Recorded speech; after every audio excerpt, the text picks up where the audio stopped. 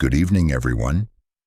Please take a second and let us know in the comments where in the shadows you are listening from. Please note this story may contain graphic descriptions not suitable for all audiences. Ready for a chilling adventure? Let's get started. It lives in the roots. Some trees feel older than time. We found ours deep in the Appalachians, off an unmarked trail not even the locals talked about. The hike had been long, harder than we expected, but when we reached the clearing it was like stepping into a forgotten world. There, in the center, stood the tree.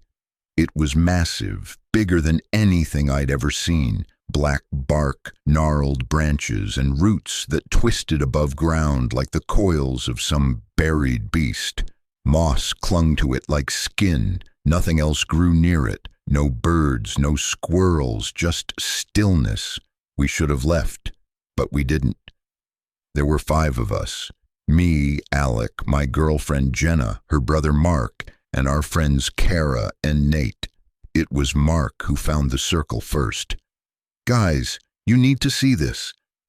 Behind the tree, partially hidden beneath the roots, was a ring of flat stones arranged in a near-perfect circle. Each stone had a strange symbol carved into it, old, weather-worn, barely visible. Not runes, not letters, just wrong. Nate, ever the idiot, laughed. Witchy campsite, should we summon something?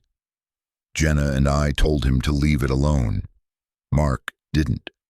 After dinner and a few drinks by the fire, we all turned in, but Mark snuck back out to the stone circle.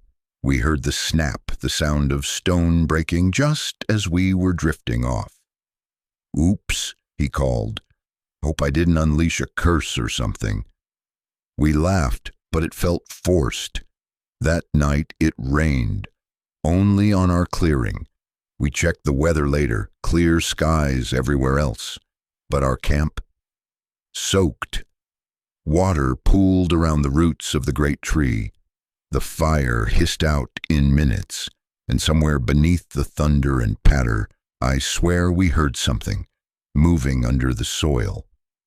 The first night Jenna woke me up shaking. "Did you hear it?" I listened. Nothing. "It was whispering," she said. "Under the ground, like it was calling Mark." I tried to laugh it off, but I could see the fear in her eyes. And the next morning, Mark was gone. His tent was still zipped. His boots were missing. No sign of a struggle, just muddy footprints leading toward the tree. Nate went to check the tree while Kara and I stayed with Jenna. He called out 15 minutes later. "Guys, you need to see this." We found him staring into a hole between the tree roots.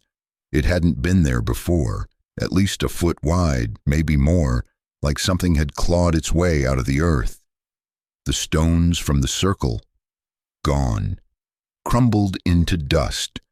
We decided to pack up, but as we tried to leave, the trail we came in on wasn't there anymore, just more forest, endless, quiet, watching. That night we slept in shifts. I stayed up, knife in hand, watching the tree. I swear its roots were closer, like they'd crept a few inches while we blinked. Then I heard it again, scratching under the ground like claws or nails.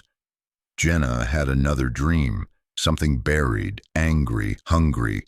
She woke up screaming, saying Mark was under the tree, still alive, but not human anymore. We told her it was a nightmare. We didn't believe it, until Kara disappeared. Gone. 1 minute she was beside me, the next, gone. Her tent was shredded, no blood, no sound, just a new root snaking through where she'd slept. I cut it with my knife. It bled. Nate snapped, poured the last of our fuel over the tree, lit a rag, and tossed it at the trunk. The flame flared, and then died, snuffed out like it hit water. The bark was wet, breathing. A crack split the trunk from the base upward. Something was coming out. We ran. Didn't matter where, just away. We ran until the trees thinned, until the sky looked real again, until we found a ranger station, empty and broken, but safer than the clearing. Now, it has been a year. Jenna hasn't spoken since. Nate's in a hospital, keeps drawing symbols on the walls in mud and charcoal. I still dream about it. The tree, the roots, the thing beneath that we disturbed. Some nights I wake up gagging on dirt. Sometimes I find muddy prints on my floor, and sometimes when I close my eyes, I hear it. Mark's voice, calling me, begging me to come back. But I won't, because it lives in the roots now, and it's not done growing. The fog doesn't leave. I was looking for silence. Not the kind you get in your apartment with headphones on, but real silence. The kind that swallows sound, where your breath is the loudest thing you hear. I wanted stillness, peace, escape.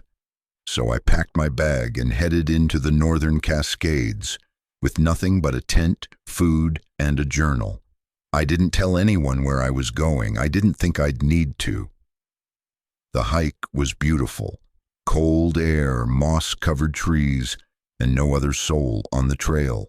After 4 hours, I set up camp in a glade by a dead riverbed, dry as bone. It felt ancient, perfect. That night, fog rolled in. I didn't think anything of it at first. It's the Pacific Northwest. It always gets foggy. But it came in fast, thick, like someone poured milk into the trees. And when I woke the next morning, it was still there. I packed up early, wanting to get moving before the fog worsened. But I couldn't find the trail. Not just a little confusion, I mean gone. No markers, no path, no prints from yesterday's boots. Just white. Fog coiled around the trees like it was alive, wrapping them until every direction looked the same. I used my compass, but it spun in slow, lazy circles like it was drunk. I picked a direction and walked anyway. Hours passed. The trees never changed. I ended up back at the campsite, same crushed grass, same rock circle where I'd made a fire. That's when the fear set in. I stayed put, hoping the fog would lift. It didn't. The silence was no longer peaceful. It was unnatural.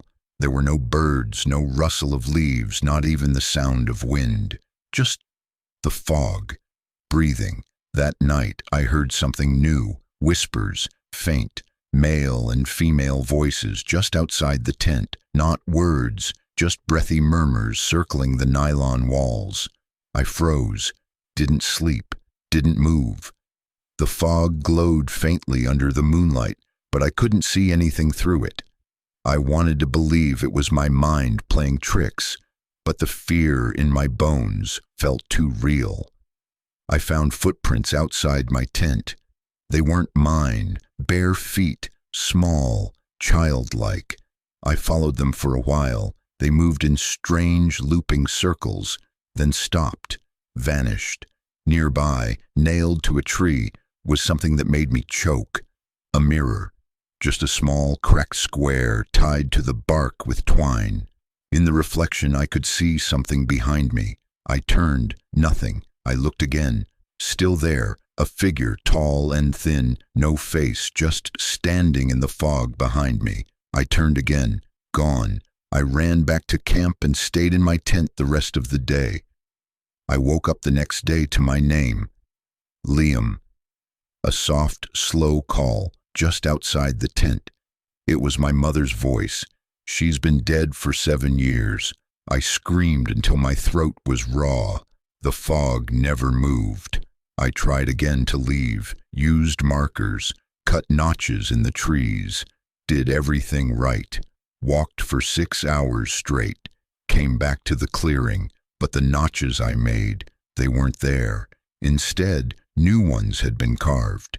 Symbols I didn't recognize, sharp lines, circles with slashes, One of them looked like an eye. I threw my compass into the trees. That night, I built a huge fire. The fog swallowed the smoke, didn't rise, didn't spread. It just vanished into the white. I started seeing them. Figures in the distance, just standing, always at the edge of the fog, never moving, sometimes one, sometimes more, sometimes they were closer. I shouted through rocks, no reaction, but at night they got nearer. Every time I blinked, they seemed to shift slightly. Now I don't leave the tent, but they tap on the nylon. Sometimes they whisper, sometimes they laugh. I don't know what day it is anymore. I stopped counting. Food's almost gone, water's low, the fog hasn't moved, the trees haven't changed, but something else has. Me, my reflection in the mirror I found. It smiles when I don't. It moves when I don't. It's waiting for something. Sometimes I think the fog isn't keeping me in. Maybe it's keeping something else out, or maybe I was the something else all along. If anyone finds this journal, don't come looking for me. Don't follow the fog. It doesn't want to let go. The Watchers in the Tree Line.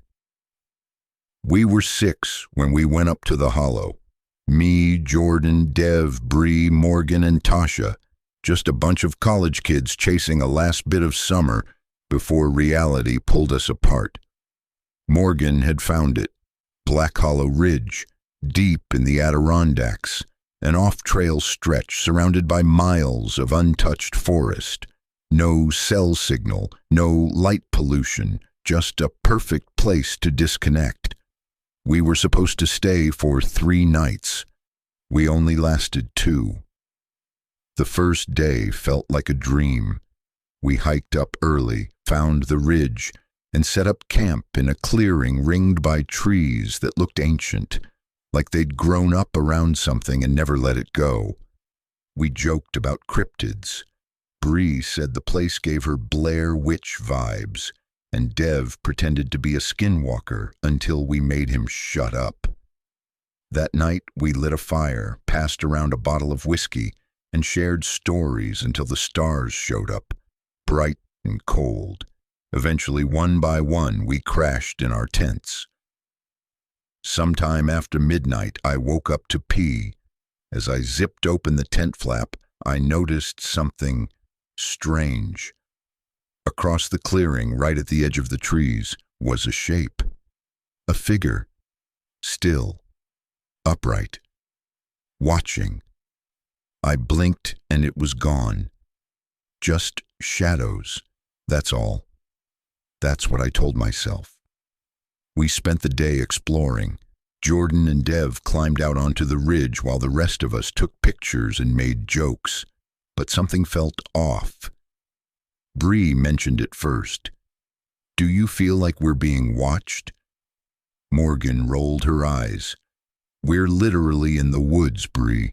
Squirrels are watching us pee. But later, Dev admitted he saw movement in the trees too. Said it was weird how quiet the forest was. No birds, no rustling, just stillness. That night, we stayed close to the fire. At some point, the laughter died out, and we just sat in silence, staring into the flames. That's when Tasha gasped. We followed her gaze across the firelight. There, at the edge of the trees, were 3 figures.